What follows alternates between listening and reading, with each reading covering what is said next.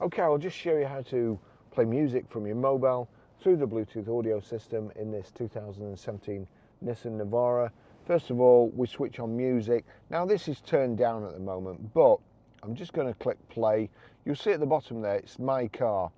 Now My Car is the name of this system. iPhone, My Car. There's a tick next to My Car. That means anything that plays, any audio that plays from this phone will play through this system if you've got it set up correctly. So we'll click play, go over to the system, and then we click auxiliary. Turn it up, then I turn it up on here.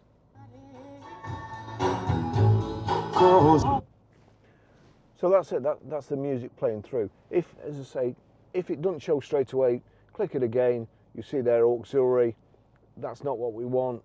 Click again, it comes onto your mobile. That's it.